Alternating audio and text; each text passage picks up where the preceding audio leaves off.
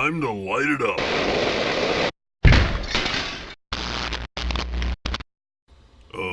What is... Kill me now. Merry Christmas!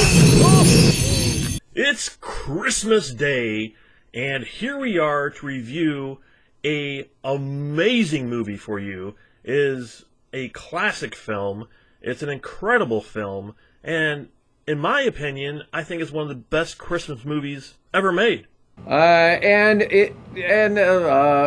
First, let me say it's really difficult to get a review up on Christmas Day. And I was just going to do this by myself, and Vince has never seen Black Christmas, so this is his first time watching it. So I had to get him on here, and it's been a real struggle to get all of this together and finally bring it to you on Christmas. But for a movie that's this amazing and this important, it's all been worth it. Yeah. It's all been worth it, all of it. So again, what we're reviewing here is a movie called Black Christmas, and some of this might be see-through because of my green screen.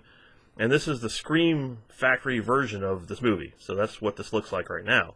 And I didn't get the Scream Factory version of it, so I had to kind of just watch the movie. I just had to watch the movie. So I don't have the Scream Factory edition. Now, the first time I actually saw this movie was last year, and I believe it must have been around December when I watched it, because I had heard, or I knew, that Scream Factory had already released this, and I was like, I've heard of the film, I've heard of the title of the movie, I thought it was some sort of campy, 80s film, sort of like, Sleepaway Camp or something like that, and I had no idea what it was about, and we had HBO last year, and it was on there, I was like, I'm going to watch it. And I was expecting nothing out of this film. And the first 20 minutes of this film, I'm sitting there thinking, holy crap, how did I never see this movie? I was like, oh my God, this is actually really good. I was like, wow. And the first time I ever heard of this movie actually was because of the remake that came out in, I think it was 2006. And when that came out, then I didn't even know it was a remake. I thought that was the first time Black Christmas was ever made. So that movie came out, and it didn't look all that interesting to me. The remake, and then I heard it was a remake, and I was like, oh, no wonder it doesn't look all that interesting. So, but I'd never seen the original film. I've heard of it, but I'd never seen it, and the remake came out, and I was like, well, maybe I should see the first one and see what the first one is, but I still didn't ever get a chance to see it until now. I wasn't quite as blown away as you are. It's what started the slasher films. There really were no real big slasher films before this. It started the whole thing. The story in this is incredible. It's funny. It has fantastic acting. It's ahead of its time. I mean, what was it not to think that you were not blown away by exactly? Well, here's the thing, Dave. You sat here, and when we did the review this horror month, we did a review for Student Bodies. And you sat there and berated that movie, and you just said it was horrid and horrible, and you couldn't get through it, and all this other stuff. And there are things in this movie that are directly a parody in Student Bodies, a direct parody of it. And I was sitting there going, how can he sit there and say this is amazing, and then he couldn't stand Student Bodies? It was just... Well, because this movie was taken seriously, and it was super creepy what they did with it. And yeah, I mean, I know what you're saying about it, but it was done so well in this film. And again, first time ever that they did well, I mean, not the first time ever, but, when they did the point of view of when the killer's walking, again, John Carpenter stole that from Halloween, and, all that stuff in this film, all of it was groundbreaking. Every single thing in this movie was incredible. Well, I get that this was the first time they ever ventured into making it's not the first slasher film, though. Well, it started Halloween. This started Friday the 13th. Pretty much everything after this movie is a copy off of this movie. Psycho started it all, but... You're going to tell me Psycho was an inspiration for Halloween and Friday the 13th? No, this was. This movie right here, this was the inspiration for all that. No, Psycho was. It was not. I'm telling you, it was Psycho. If you go back and look at any of those making-ofs for any of those movies, they point out Psycho. So, Psycho was the inspiration for even this movie. No. Anyway, regardless, I would say it is the first time they actually took a slasher film and put it together with a holiday of any kind. That I will give it. Yes, it is the first time they've done that. And for that, yeah, it's interesting that way. And what's so cool about it, too, is they released this thing on December 20th.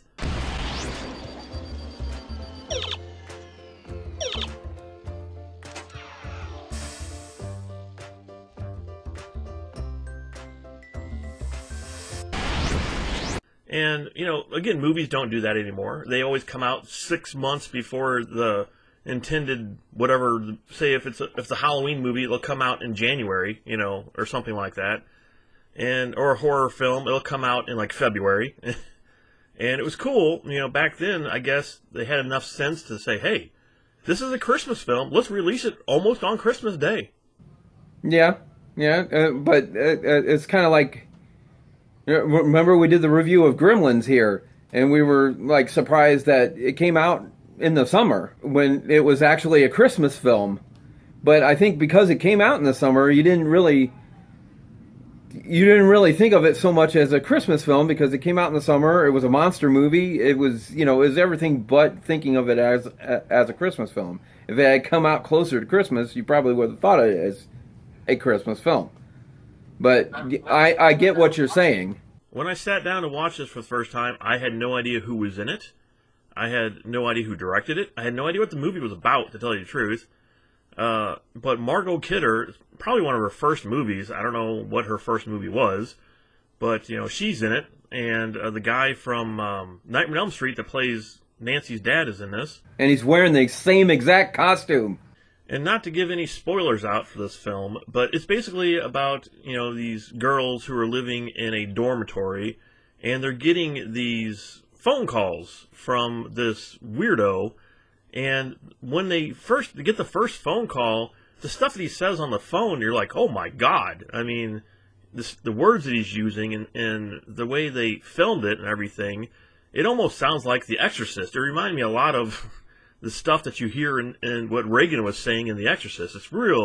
I thought it was really creepy. It's just really bizarre sounding stuff that this guy is talking about on the phone. Yeah, it was. It was really creepy. What really got to me is this is a 70s film. And they're saying all this in a 70s film, which is something that usually you wouldn't hear. It was actually kind of surprising that he actually said some of the stuff that he said, if you could understand half the shit that he was saying. Oh, I can understand it exactly. I mean, I've seen this movie 3 or 4 times now. I've watched it, and I've understood every single word. But they mix in... It sounds like he's almost possessed. That's why I say it sounds like The Exorcist, because you have, like, babies crying, and he's making, like, animal noises, and he's mixing in with... I mean, it's just crazy stuff, and it's like, my God, if I got this phone call, I would be down... I wouldn't even be in the house. I'd be out somewhere in my car down the street. And it was exactly like the breather from Student Bodies. Okay, Vince, let's not talk about that compared to this whatsoever. Well, that's where they got it from, Dave. Yeah, I know that's where they got it from, but it's not that. This is creepy, great stuff. That was a parody, and it's stupid. Okay, it was a parody. That's what it was made to be. It was made to be funny because it was a parody of this. I understand that, Vince, and it was stupid. The one thing about this movie, too, is it's actually directed by someone that we reviewed an earlier film, or a later film of his, but earlier this month we've reviewed a film that he also directed called A Christmas Story. And this is directed by Bob Clark. He directed A Christmas Story. He also directed Porky's, all 3 Porky's films. I'm going to say at some point we need to go back and look at some of his movies and review his stuff and do sort of like a director type of thing for a month. And these guys had really interesting careers, that guys that made these movies. This one and Silent Night, Deadly Night. I mean, both these guys had just weird careers. But what I was getting at with his direction in there, it actually isn't directed bad. I actually like the directing of it. And I think he's a good director. So, and he obviously knows how to put on the ambiance of a film and the atmosphere, because you do get a feeling of Christmas in this movie. And that's one thing about A Christmas Story is it is a huge, I mean, even more so with that movie, but it's a huge feeling of Christmas. You get Christmas all the way throughout that film. This one, it's not all the way throughout it, but you do get a feeling of it. And I mean, there's Christmas carolers, there's snow, there's wreaths and everything. The one thing I thought was kind of weird was each time they showed like a Christmas tree or the Christmas wreath or something, and it had lights in it, like the lights were just full on bright. I mean, they were like heats, like almost like heat lamps, like the red lights on the wreath looked like the old heat lamps that you would find in a restaurant. I mean, they were that bright. It was like, woo. And I think he probably also did that to make it creepy, to make it weird. And again, everything you said there, I 100% agree with. This movie was so well directed, and it's not a throwaway slasher film. It's not, because of that. Because of it so well directed, and so well acted, and so well written. And it does have some really good kills in it, and everything about it, it's just not, literally this movie with a couple changes could have come out today, because everything in the film is relevant. And even back in the 70s, my God, I mean, what people was thinking about this movie, again, with the cussing, and then have the Margot Kidder's character be drunk through the whole film, and the stuff that she says in the movie. She slept through half the film. Well, yeah, that's because she went to go sleep because she was drunk. She only slept for probably 10 minutes of the film, guys. She slept for 3 days, Dave. So then they had this other woman who was pregnant in the film. And again, issues back in the 70s. I think this is 74 this came out, or 73. I can't remember. It was on the clock, so whatever it said on the clock. But here's a woman who was pregnant and didn't want to have the kid because she wanted to do stuff in life, so she's given up the kid. And it's just so many great things about this film that make it outstanding. Did you recognize the girl that you keep calling her the pregnant girl, or did you recognize her at all? I watched some of the extras, and I probably know, but no. That's Olivia Hussey. She's most known for playing Juliet in Romeo and Juliet. I watched some of the extras, and that's where they mentioned her from. So yeah, now I know. She also played Norma Bates in Psycho 4: The Beginning. She was Norman's mom in there, and she was fantastic in that film. But she was really good in this film too. She is just a really great actress. And Margot Kidder, of course, she's a good actress, and she's in here. But like you said, she's drunk through most of when she's awake, she was drunk, and not really, but I mean, she was drunk in the part, and it was like she was there, and then halfway through the film, she's not there, and you don't see her for like 30 minutes. She's not there, and they're talking about when she was there and when she wasn't there, and what day it is, and what day, and it's almost like 2 or 3 days goes by before you realize, no, it's not 2 or 3 days have gone by. It's only been 1 day. I mean, the timing in this movie is kind of really weird. It's really strange. It's hard to keep up with. It's like, okay, is this the next day? Is it 2 days from now, or what? But it just seemed like she was sleeping forever. She went to sleep off her drunkenness, and she was up there forever. And all this noise and everything happening downstairs never woke her up. No, because she was probably passed out from being drunk. Plus, she wasn't the main actress in this film. She was not well known, and she was only in it for a bit part, and it wasn't her movie, Vince, so who cares if she was not in it that much? Okay, I think she had a little bit bigger part because, I mean, her mom calls her and all this kind of thing. They set up something, and then they didn't do anything with it. Well, so what? I'm saying, you're talking about amazing filming and writing and all this kind of thing, and it had a lot of plot holes in it, Dave. No, it did not. She got drunk. She told off the guy. She went up to go to sleep. And she was up there for 1 day. It wasn't 3 days. It wasn't 4 days. It was 1 day. She was up. This whole thing took place that night. There was 1 day, Vince. Oh my God, Dave! They went back and forth They went back and forth, day to night, going back and forth to the police station and going back and forth to the college. Once the woman disappeared, the first person who got killed disappeared. That night, all of it was the same night, Vince. It wasn't 4 days. It was the same night. So out of curiosity's sake, I wanted to go back and look at this movie and see actually when the time frame took place.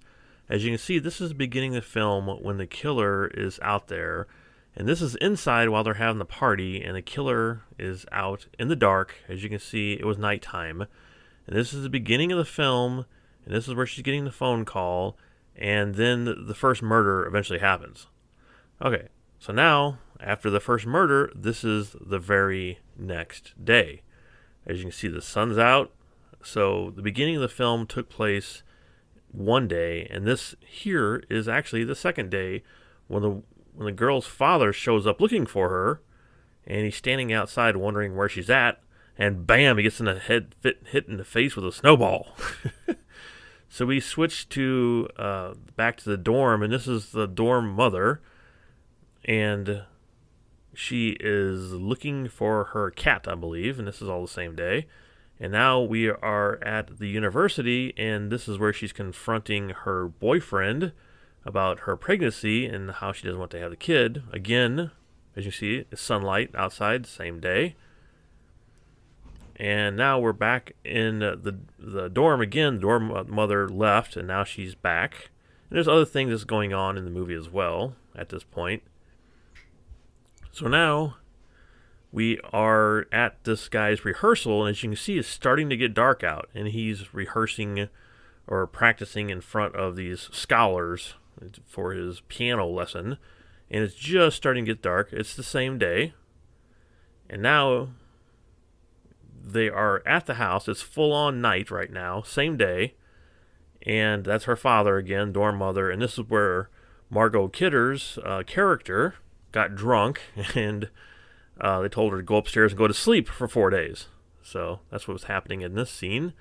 And then basically right after this, somebody shows up at the house and says they were going to start a search party, so they all go out.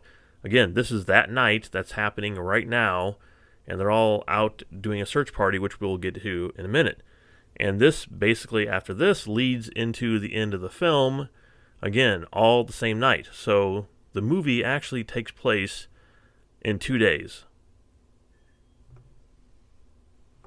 I like the search party thing. They went off, they get together on the search party to look for that girl that you're talking, the first girl that gets murdered.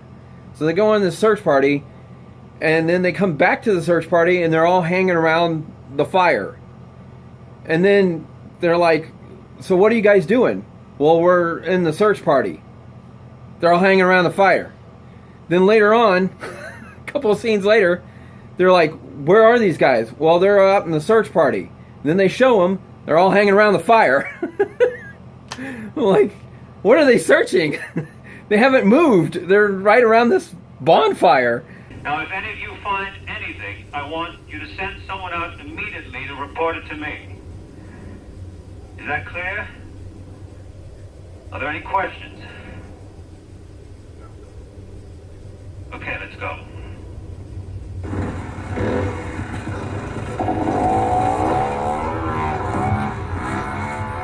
I'm late already. It's cold. Yeah, we're coming home soon too. I'm freezing. See you. We'll let you know if anything happens.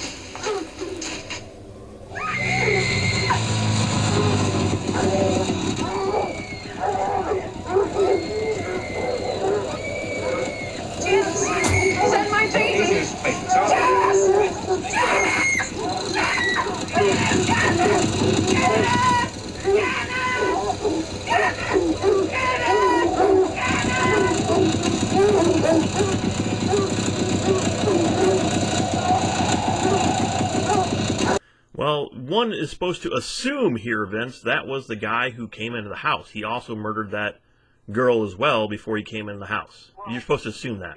Well, yeah, you can assume that, but I'm just saying, you know, it's like all of a sudden they find this girl, and then they keep mentioning it throughout the rest of the film. They keep, every time they knock on a door or something, did you hear a little girl got killed? And what's the problem with that, Vince?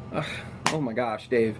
No, there is no problem. You're trying to make stuff out of stuff that's no problem with this movie, Vince. It's in the movie, Dave. It's right there in the movie. They go out for a search party, Vince. They found a little girl who died. And it was probably the killer because he was walking up to the house, so he probably murdered that girl. They don't need to spell it out for the audience. They don't need to say, oh, hey, maybe the person who murdered this one. I mean, they don't need to spell it out. Okay, and then you know, then you got this guy, this dad, that he keeps showing up. He looks like a creepy dude, and he actually looks like one of my cousins. But he got this dad showing up looking for his daughter, and never does find her, never does hear about her because he passes out before he finds out what actually happened to her. They just assume that she's dead because they never do find her. It's like, I mean, there's actually so many plot holes in this. Eventually, they will find the body. I mean, if they ever made a sequel to this, they would have probably talked about, oh, hey, we went up to the attic and found the body. But whatever reason, they didn't decide to check the house because they thought the person who was calling was not around the vicinity, around the house. They assumed they were off calling from someplace else. And the whole point of it is they were trying to find that caller. You know, they didn't know this person was in the house. They had no reason to check the house because they had no evidence of it. And again, you're talking about the writing and how great the writing is. Okay, let me show you how great the writing is. I loved the thing where they tap the phone. Now this is the 70s, right? So there's no cell phones. There's no, you know, we can't trace the GPS it or anything else. So they can't do any of that. This is because this is the 70s. Now this is the 70s, and they tap phones. So they send in this guy in flannels and corduroy pants to go in there and be the line guy. You know, he's the guy from the phone company. Well, we'd like to put a tap on your phone, but we'll need your written permission to do that if it's okay with you. Okay. Okay, Grammy, go ahead. And I'd like to see Claire Harrison's room. Where's the telephone? There's one in the living room and one here in the hall. Claire's room's up here. So they send him in there to go and tap the phone. He taps the phone, and he explains how the phone tap works. And he says, when the killer calls here, it's going to ring at the station as well. There's going to be a phone at the station that rings too. Gran, how's it going? You about finished? Yeah, what I've done is I've tapped this phone so that when it rings, it'll ring at the station house too. At the same time, I'll be at the phone company checking on the location of the source of the call. Are there any other phones in the house? Yes, the house mother has a number. Yeah, but it's another number and there haven't been any calls in. You're going to have to keep this guy on the line as long as possible. We got a mechanical system here and it takes a while. I know it's not very pleasant, but... Girls, can I show you something? This is the way it's written, Dave. Okay? So, I'm going to keep going. Here it is. So he says it's going to ring at the station. And you'll be able to listen in on the call at the station. Plus, it'll give us a line at the phone company so we can trace it. The very next scene, they're explaining, the cop himself explains to the girl once again that the phone is going to ring here and he'll be able to listen to it at the station. Girls, can I show you something? See the car outside? Yeah. We've got one of our men in it, so you've got nothing to worry about. Yeah, sure. Because it's going to have a tap on it here, and he'll be able to listen to it at the station, and they'll be able to listen to it at the phone company. Then the very next scene, the lineman is explaining to somebody on the phone that it's going to ring at the house, but it's also going to ring at the station. Now be sure you tell those people again, they gotta keep this guy on the line. Right. Because he hasn't worn his hat for the last 2 days. Yes, we certainly will live into that. Thank you very much. Graham's nearly ready at the switching station. Now, when the phone rings at the house there, this one will ring too. The transmitters have been removed, so we won't pick anything up at all from this end. Great, thanks. Lieutenant, the men are here from Scarborough. And then he'll be able to trace the line at the station as well as right there at the phone company. Then there's somebody else they end up explaining the phone tap to at some other... I mean, like they explained the phone tap thing. Writing, Dave, writing. You know, how many times do you have to explain that? Well, I'll go back and watch it, and I will put it in this review and show you how many times they explain it then. The other thing is, Dave, I didn't say that I didn't like the film. I said I didn't like it as much as you liked it. I think it's up there with Halloween. I think it's up there with the first Friday the 13th. I think it's up there with all those classics. I think it's that good. Okay, so... overall, I think, like I said to David just now, is I didn't think it was all that spectacular. I didn't get blown away by the film. It didn't amaze me in any way, but I didn't hate the film. I just think there's a lot in it that yeah, if you made it today, you'd probably fix all of those things, which they made a remake, so I don't know how the remake is because I hadn't seen the remake. Maybe they did fix all that. I don't know. But there's just things in it that were just very odd and very strange. And yes, there are a lot of plot holes in this movie. But overall, I didn't completely hate the film. But I just wasn't as blown away as David is about it. So I would give it a 3 out of 5. So this movie is a Christmas classic, and I implore you to sit here. If you're able to watch it today, especially on Christmas or any time for the rest of December, and if you're able to get this film, absolutely get it. And if you've seen the movie, let me know. Let me know if I'm completely crazy saying that this is one of the greatest slasher films of all time, because I'm not. I am not crazy. It is. It is absolutely amazing. Neither am I, Dave. For that, this movie gets the bomb.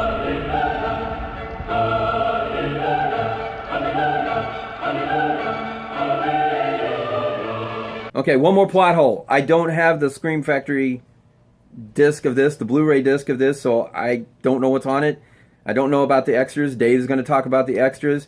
But I will say this. I would be interested in actually seeing the extras of this to see what am I missing.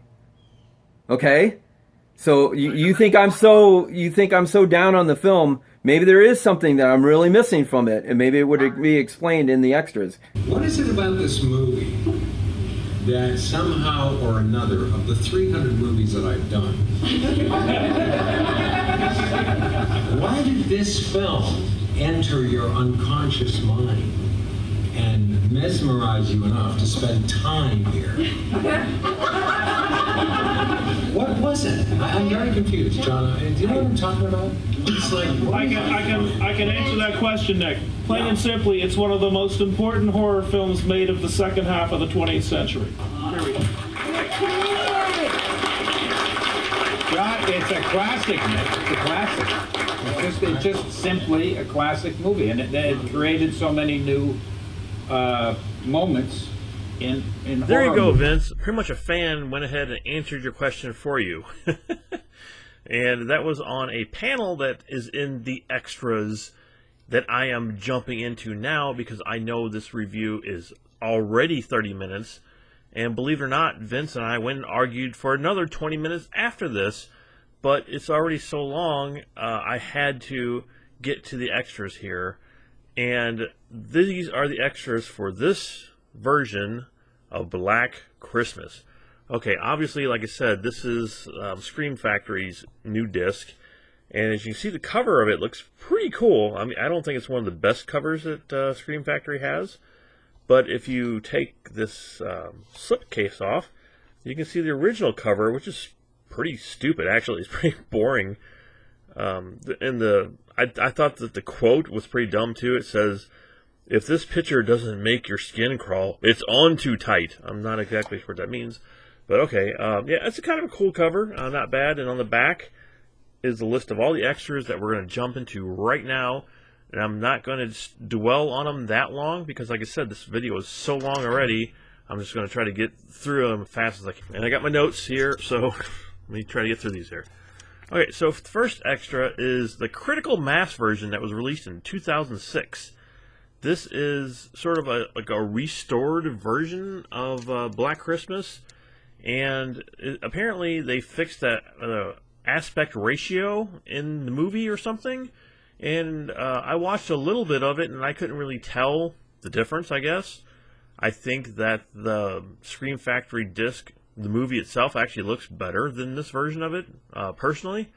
But it's the whole movie on there, so anyone who wanted that version of the movie, it is on here. And the first extra on here is called Film and Furs, Remembering Black Christmas with Art Hindle. Now, this is the guy in the film that wore the big fur outfit. He had the big fur coat on. And he talks about how he met Bob Clark and how he interviewed for the role. And it's a pretty good interview. I mean, it's not bad. It shows clips from the movie. And he actually talks about still having that coat. And he does show the coat. And it's made out of real fur, too. So he's afraid that if they ever see him wear the coat outside the house, they're going to throw blood all over him, like fake, animal blood or whatever. But I thought it was interesting that he still owns the coat, and it was a pretty good interview. Up next is Victims and Virgins, Remembering Black Christmas with Lynn Griffin. And this is the woman that is killed, the first victim in the movie that is killed. And she, goes through the whole spiel of talking about how they filmed it and talking about Bob Clark and talking about, how they killed her in the film. And again, this information that she's giving out here is repeated 100 different times in all these other extras. And so is the same thing with the guy with the fur coat. Everything he said in this first interview and everything she says in this interview is said throughout all of the extras. All of the other extras in this whole video is repeated. And if you want to talk about Vince talking about them repeating the same thing over and over and over about the phone calls, that's sort of what these extras are. They're just repeating and repeating and repeating the same stuff. And I'll get to that with the next extra. But actually, this isn't bad. When you're hearing it for the first time, I guess it's interesting. And yeah, it's a good interview. All right, up next is Black Christmas Legacy. And this is actually an excellent little documentary they got here for Scream Factory. And the most fascinating thing out of all of this is, and if you're a fan of Black Christmas, you probably already know all this, but the most fascinating thing about all of this is when Bob Clark starts talking about the movie, and he was fans of John Carpenter, or he was friends with him, and John Carpenter came to him and said, hey, if you were going to make a sequel to Black Christmas, what would it be about? And Bob Clark tells him, well, it would be in the fall, and it would be taking place in a small town, and the killer would be going down through the street murdering people, and I'd call it Halloween. And there you go. That is the birth of Halloween. No lie, that came directly from Bob Clark himself. And that just blew me away. That just floored me. They also had the director on here from the original My Bloody Valentine, and he talks about how this movie was inspiration for that movie, which also is one of my favorite slasher films. It's a great, great slasher film. And again, it's really fascinating to find out how many horror and slasher films were made because of Black Christmas. It's just the whole list of them. It's just crazy. And the guy who did the voice of Billy is on here, and once again he talks about how he did the voice. He was standing on his head when he was doing the voice so he could get the weird sound to it. And again, something we hear over and over and over and over again through the rest of these extras. And also, this was actually filmed in Canada. This was a Canadian movie. The entire thing was filmed in Canada with a bunch of Canadian actors. And so they were like putting American flags around so it looked like it was filmed in America, but it was in Canada. And that was a big deal about this movie, that was the entire thing was made in Canada. Okay, up next is a 40th panel from the Fan Expo 2014. And again, the woman who had the bag on her head is here talking. The guy that played Billy is here talking. The guy with the fur coat here is on here. John Saxon is on here, who played the cop. And they're all on here again, and they, again, repeating the same stuff. And I understand that you only have so many stories. I mean, I understand that. I've said this before, that you can only repeat so many things that happen on the set, because that's what happened on the set. So, it's just, I don't want to hear the same stuff. I mean, it's in a different location, the same person talking about the same stuff. They might be at a fan expo, they might be at their house, they might be out in the garden, they might be anywhere sitting on the street. It's the same person talking about the same stuff over and over, the same stories, and you're just like, oh my God, how many times am I going to listen to this? But it did have that cool little thing in there that I played, right at the beginning of this. So that came out of this, and that was pretty cool.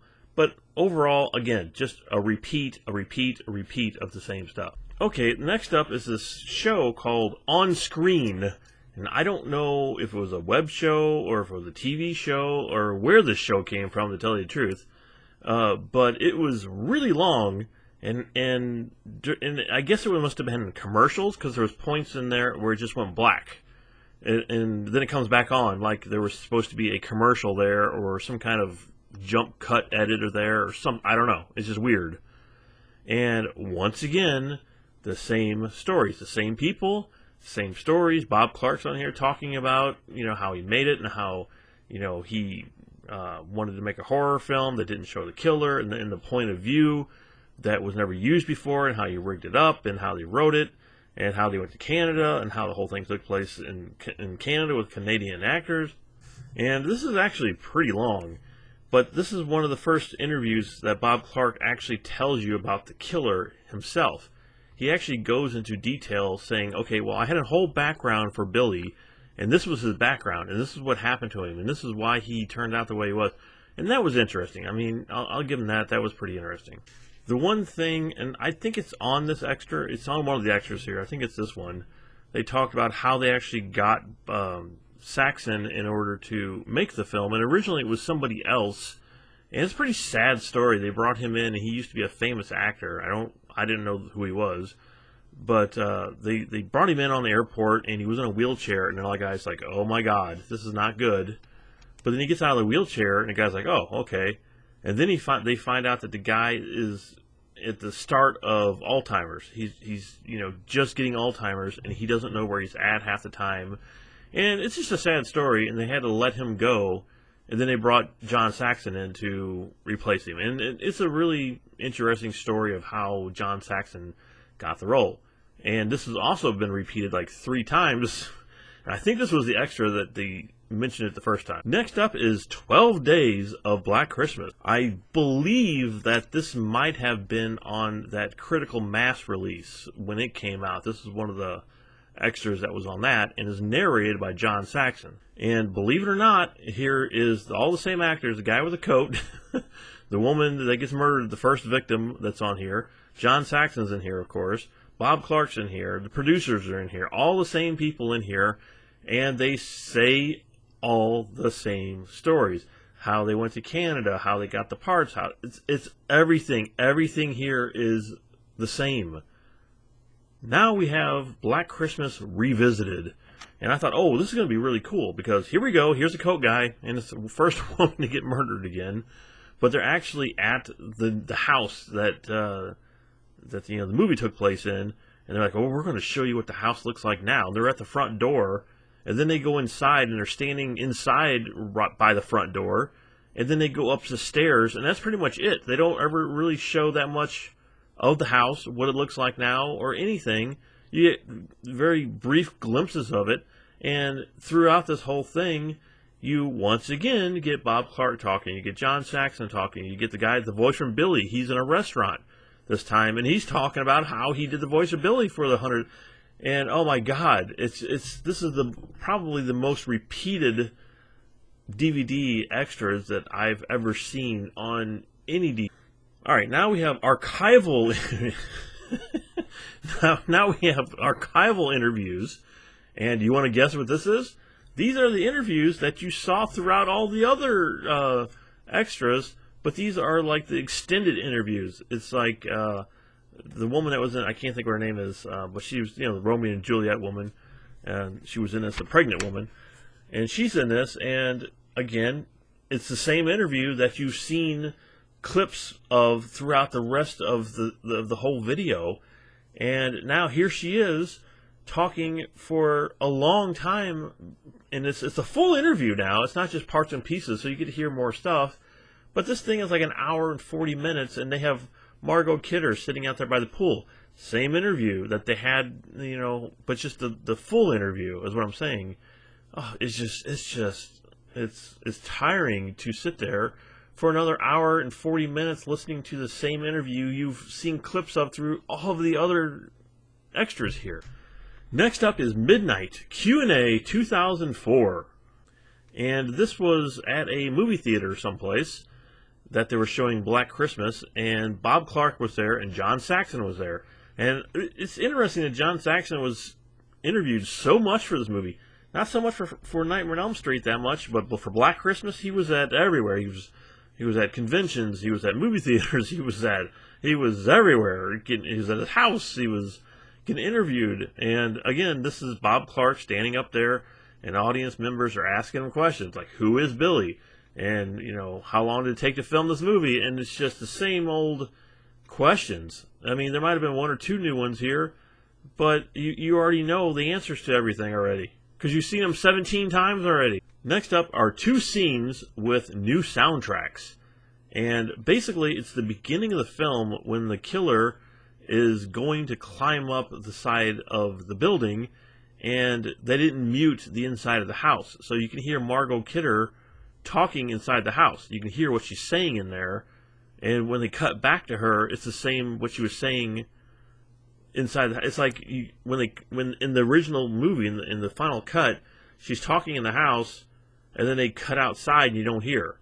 Then they go back inside, and then it picks up to where she was talking again. But in this, when they go outside, you can hear what she was saying when you weren't like inside. I'm saying the conversation carries outside, and it's only a couple seconds long. It's nothing really that impressive. Then they have another one that's right towards the end of the film, and you can hear Billy a little bit more. He talks a little bit more. They don't muffle his voice out, so you can hear him saying a few things, and it's nothing really that great either. Then you have the trailers, the radio spots, and then it has a different title sequence. I was like, oh, this might be interesting. Well, what it is, instead of saying Black Christmas, it came up showing what the original title of the film was. And there was two different titles, and it's the same title card, the same music, the same everything. It's just a different title for the film. And on top of all that, you have 3 commentaries. I mean, this is a lot of extras on this. And because of time, I was not able to sit and listen to the commentaries, unfortunately. I was interested. They had one commentary from Billy, from the guy who played Billy. And I was like, well, how could they do a commentary with him? And so it's really the only one I turned on and listened to. And it was horrendous. It was horrendous. It sounded like he had like hard candy, and he was chewing it. It was like,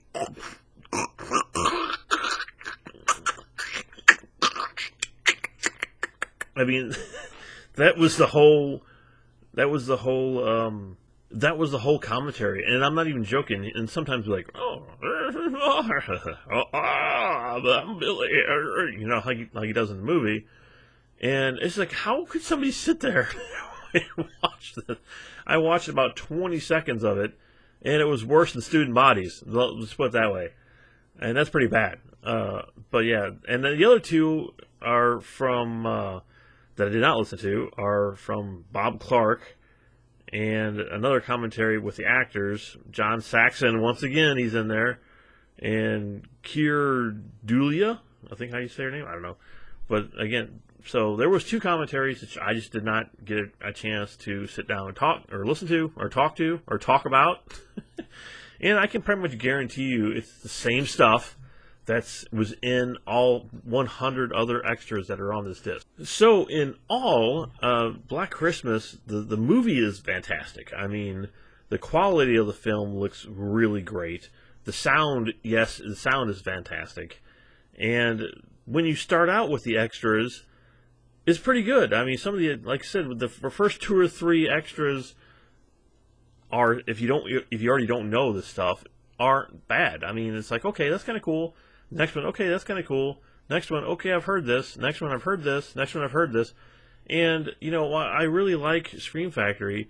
I think a lot of times they just want to put extras on here to sell DVDs. I mean, obviously that's what a lot of people do.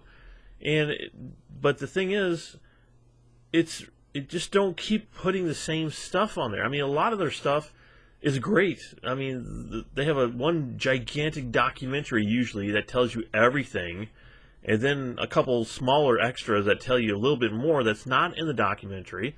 But that's not this case. This case is just, by the time you get done watching it, you don't ever want to hear how he did the voice of Billy again. You don't ever want to hear the whole story about the cat and the woman in the beginning of it. You don't want to hear the whole story about how it's the first movie that's ever had the Steadicam or the camera on your chest, and it's just like you don't want to hear it anymore. You've heard it 75 times already.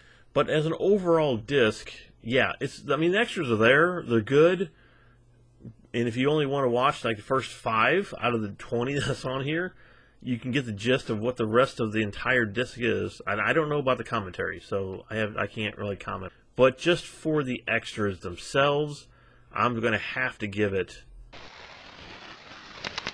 a 3 out of 5. So that's it, everybody. Hopefully you guys have a Merry Christmas, and we have more stuff for you in December. And of course, we got our top 10 list of favorite movies of 2017 coming up soon. And then, of course, all new movies starting next year. A brand new slate to work on, and we're very excited to bring all this stuff to you. So for all the Maniacs out there, thank you for sticking around. If you stuck around for this long Christmas Day review, I thank you. Vince thanks you. And everybody out there, have an amazing Christmas, and we will see you soon.